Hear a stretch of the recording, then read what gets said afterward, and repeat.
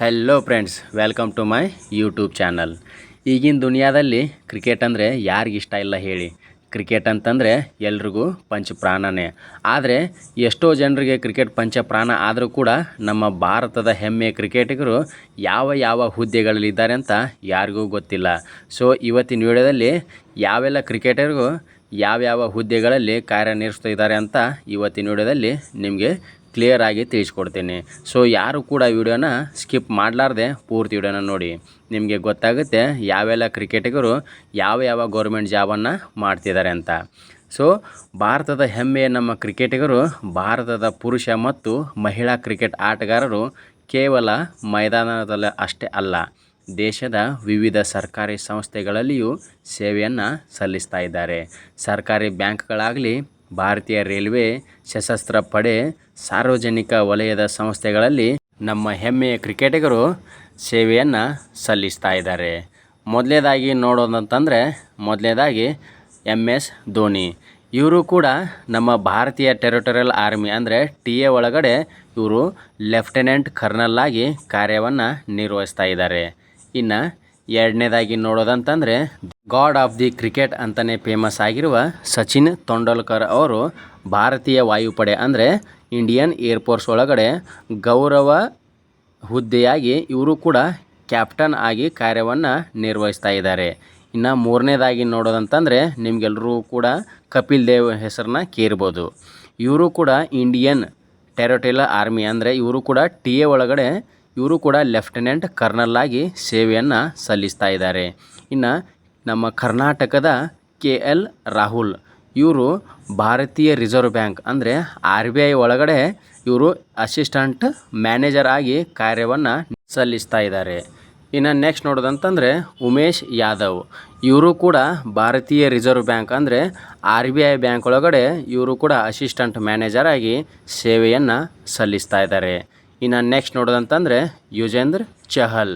ಇವರು ಆದಾಯ ತೆರಿಗೆ ಇಲಾಖೆ ಅಂದರೆ ಇನ್ಕಮ್ ಟ್ಯಾಕ್ಸ್ ಡಿಪಾರ್ಟ್ಮೆಂಟ್ ಒಳಗಡೆ ಇವರು ಕೂಡ ಒಂದು ದೊಡ್ಡ ಅಧಿಕಾರಿಯಾಗಿ ಸೇವೆಯನ್ನು ಸಲ್ಲಿಸ್ತಾ ಇದ್ದಾರೆ. ಇನ್ನು ಮೊಹಮ್ಮದ್ ಸಿರಾಜ್. ಇವ್ರು ನಿಮ್ಮೆಲ್ಲರೂ ಕೂಡ ಗೊತ್ತೇ ಇರ್ಬೋದು. ಇವಾಗ ಒಂದು ಎರಡು ವರ್ಷದ ಹಿಂದ್ಗಡೆ ತೆಲಂಗಾಣ ಸ್ಟೇಟ್ದವರು ಇವ್ರನ್ನ DSP ಆಗಿ ಆಯ್ಕೆಯನ್ನು ಮಾಡಿದ್ದಾರೆ. ಅಂದರೆ ಡೆಪ್ಯೂಟಿ ಸೂಪರಿಂಟೆಂಡೆಂಟ್ ಆಫ್ ಪೊಲೀಸ್ ಆಗಿ ಇವರು ಕಾರ್ಯವನ್ನು ನಿರ್ವಹಿಸ್ತಾ ಇದ್ದಾರೆ. ಇನ್ನು ಜೋಗಿಂದರ್ ಶರ್ಮಾ. ಇವರು ಹರಿಯಾಣ ಪೊಲೀಸ್ ಡಿಪಾರ್ಟ್ಮೆಂಟ್ ವತಿಯಿಂದ ಇವರು ಡೆಪ್ಯೂಟಿ ಸೂಪರಿಂಟೆಂಡೆಂಟ್ ಆಫ್ ಪೊಲೀಸ್ ಅಂದರೆ ಇವರು ಕೂಡ DSP ಆಗಿ ಸೇವೆಯನ್ನು ಸಲ್ಲಿಸ್ತಾ ಇದ್ದಾರೆ. ಇನ್ನು ನೆಕ್ಸ್ಟ್ ನೋಡೋದಂತಂದರೆ ಹರ್ಭಜನ್ ಸಿಂಗ್. ಇವರು ಪಂಜಾಬ್ ಪೊಲೀಸ್ ಡಿಪಾರ್ಟ್ಮೆಂಟ್ ವತಿಯಿಂದ ಡೆಪ್ಯೂಟಿ ಸೂಪರಿಂಟೆಂಡೆಂಟ್ ಆಫ್ ಪೊಲೀಸ್ ಅಂದರೆ ಇವರು ಕೂಡ DSP ಆಗಿ ಕಾರ್ಯವನ್ನು ನಿರ್ವಹಿಸ್ತಾ ಇದ್ದಾರೆ. ಇವರು ಅಷ್ಟೇ ಅಲ್ಲದೆ ಇಲ್ಲಿ ನಮ್ಮ ಭಾರತೀಯ ಮಹಿಳಾ ಕ್ರಿಕೆಟಿಗರು ಕೂಡ ಬೇರೆ ಬೇರೆ ಡಿಪಾರ್ಟ್ಮೆಂಟ್ಗಳಲ್ಲಿ ಕೂಡ ಇವರು ಸೇವೆಯನ್ನು ಸಲ್ಲಿಸ್ತಾ ಇದ್ದಾರೆ. ಹಾಗಾದರೆ ನಮ್ಮ ಮಹಿಳಾ ಕ್ರಿಕೆಟ್ ಆಟಗಾರರು ಯಾವ ಯಾವ ಹುದ್ದೆಗಳಲ್ಲಿ ಸೇವೆಯನ್ನು ಸಲ್ಲಿಸ್ತಾ ಇದ್ದಾರೆ ಅಂತ ತಿಳಿದುಕೊಳ್ಳೋಣ. ಮೊದಲನೇದಾಗಿ ದೀಪ್ತಿ ಶರ್ಮಾ.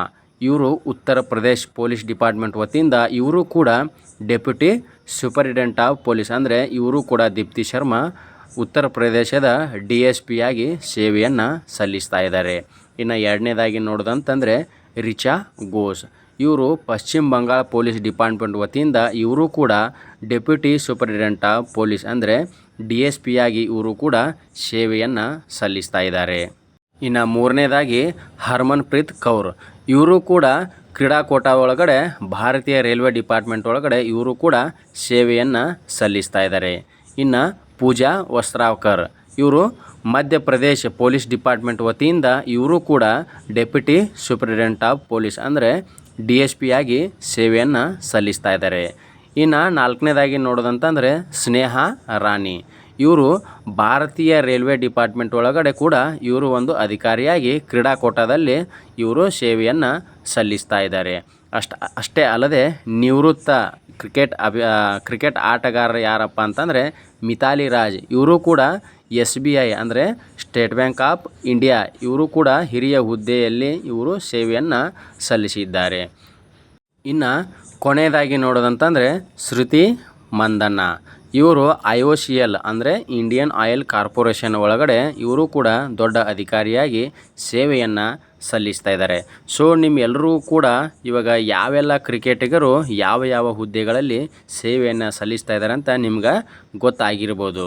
ಸೊ ನಿಮಗೆ ಈ ಲಿಸ್ಟಲ್ಲಿ ಯಾವ ಕ್ರಿಕೆಟಿಗರು ಇಷ್ಟ ಅಂತ ನಮ್ಮ ಈ ವಿಡಿಯೋದಲ್ಲಿ ಕಮೆಂಟ್ ಮಾಡಿ. ಹಾಗೆ ಯಾರೆಲ್ಲ ನಮ್ಮ ಚಾನಲ್ಗೆ ಸಬ್ಸ್ಕ್ರೈಬ್ ಆಗಿಲ್ವೋ ದಯವಿಟ್ಟು ನಮ್ಮ ಚಾನಲ್ನ ಸಬ್ಸ್ಕ್ರೈಬ್ ಮಾಡ್ಕೊಳ್ಳಿ. ಯಾಕಂತಂದರೆ ಇದೇ ಥರ ನಿಮಗೆ ಹೊಸ ಹೊಸ ಅಪ್ಡೇಟನ್ನು ಈ ಯೂಟ್ಯೂಬ್ ಚಾನಲ್ಲಿ ಕೊಡ್ತಾ ಇರ್ತೀನಿ. ಧನ್ಯವಾದಗಳು.